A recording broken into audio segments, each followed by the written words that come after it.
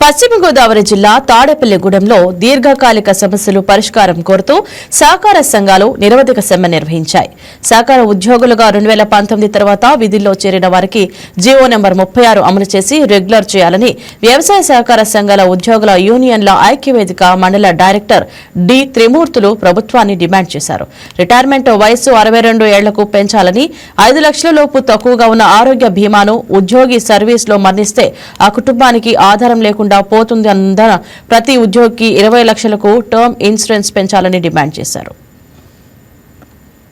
Union పిలుపు మేరకు మేము మా బ్రాంచ్ దగ్గర సమ్మె చేయడం జరుగుతుందండి. గత 2 నెలలుగా మా కోరికలు తీర్చాలని గవర్నమెంట్ వారికి మేము అలాగే వంట వార్పు కార్యక్రమాలు అన్ని విధాలుగా మేము గుంటూరు నిరసనలో తెలియజేసామండి. ఇప్పుడు మాకు జీవో ఇచ్చారు కానీ అది ఎటువంటి అసమ్మతిగా మాకు ఉందండి. దానివల్ల మేము మళ్ళీ 16 నుంచి సమ్మెలో మా జేఏసీ నాయకులు ఇచ్చిన పిలుపు మేరకు మేము సమ్మెలో పాల్గొనడం జరుగుతుందండి. దీనివల్ల మేము జిల్లాలో మంత్రివర్గాలను గాని అలాగే ఎమ్మెల్యేలను గాని అందరినీ ఎవరి పరిధిలో వాళ్ళు కలుస్తూ ఉన్నారండి. ఇది సీఎం గారు చంద్రబాబు నాయుడు గారి దృష్టికి అలాగే మన సహకార సంఘాల మంత్రి అచ్చెన్నాయుడు గారి దృష్టికి కూడా తీసుకెళ్లడం జరిగిందండి.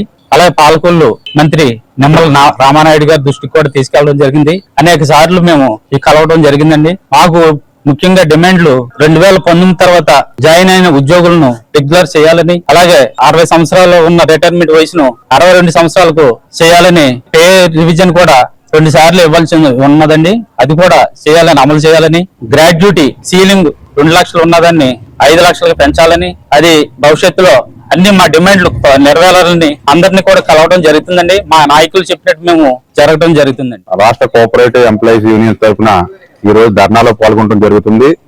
గత 2 సంవత్సరాల నుంచి మేము చేస్తున్న పోరాటాలన్నీ వృధాగా పోయి మొన్న ఆర్సీఎస్ దగ్గర, అప్పాపు దగ్గర, జిల్లా సహకార కేంద్ర దగ్గర ప్రతి చోట ధర్నాలో పాల్గొనడం జరిగింది.